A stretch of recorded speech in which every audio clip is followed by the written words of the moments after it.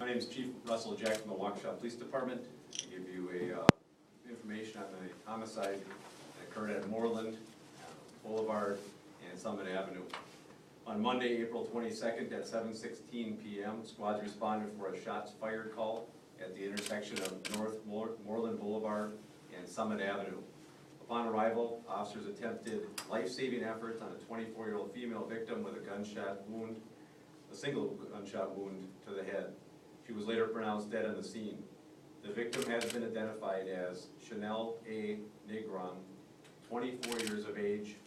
She is survived by a 3-year-old child. The suspect is Eddie Callaway.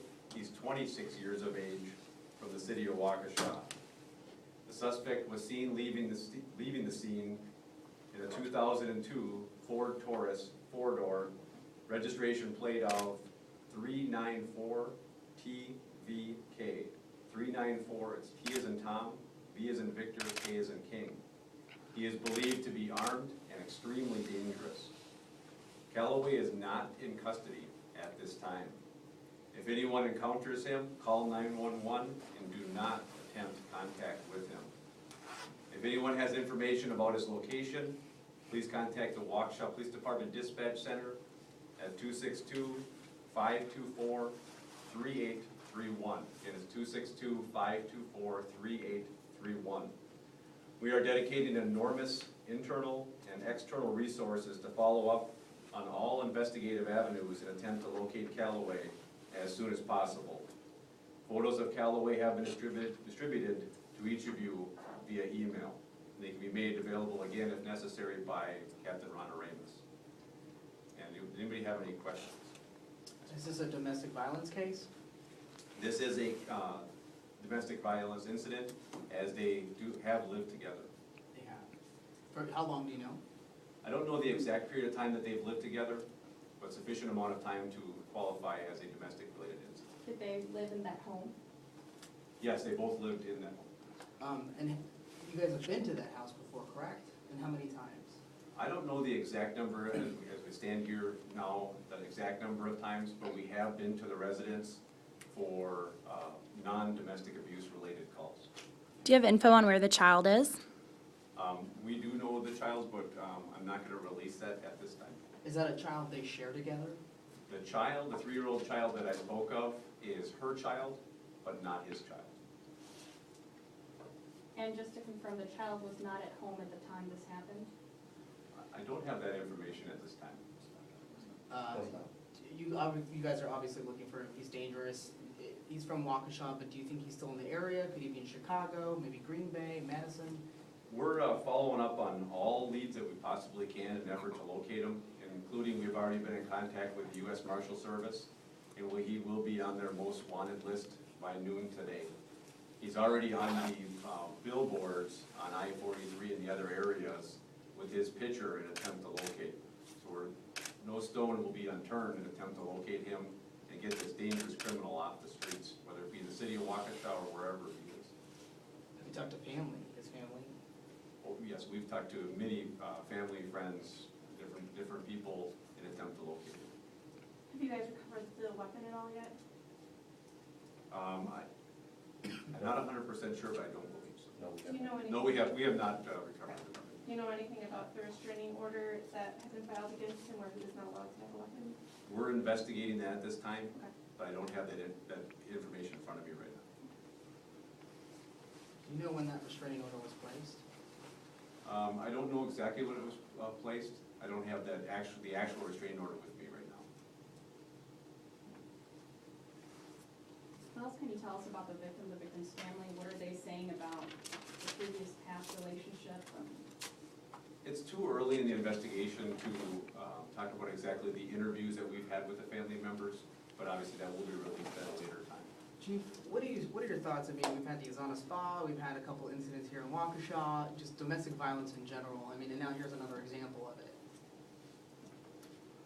Well, it's obviously, as you mentioned, it's a huge problem in our society with domestic related incidents, and people using violence to solve what they think to solve their problems. I was going to say, if a woman's watching today, she's having issues, what would you tell her? My message to them and all of our officers, given when they respond to domestic-related calls, is do not hesitate to call the police department. Sometimes that we're getting involved too late, and we don't know about it until it's too late. So we encourage, if they're having problems, between domestic-related problems, to contact the police department. If they, even if they don't believe it might not be necessary quite yet, we like to get involved at the early stages of family trouble or trouble between people, and bring community resources to that family or to that couple in order to help them as they deal with their problems between them. Before the emotions rise too high and it ends in violence as it did last night, we like to have the Waukesha Police Department, other officers, and many community resources that deal with domestic-related incidents. Bring those resources, make them available to them prior to anything getting violent. I was gonna ask you too, Chief, we heard on scanner traffic, I hate going by that, but there was possibly a 2-year-old boy involved. Do you know anything about that? I don't have any information on the 2-year-old boy at this time.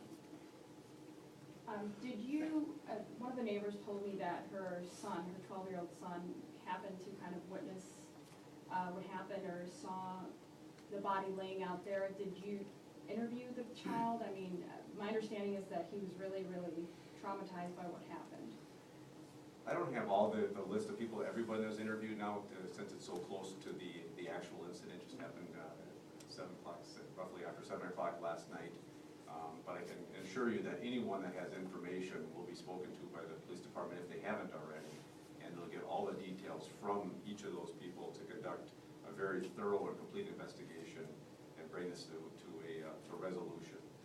If, obviously Callaway's on the run right now, but if he happens to see a news piece, what would you say to him?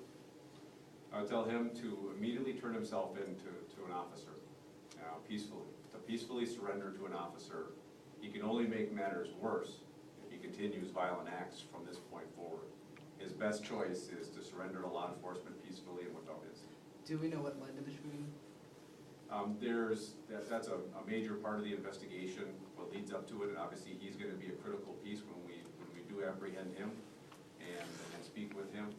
His statement or his side of the story is obviously a big part to answering your question.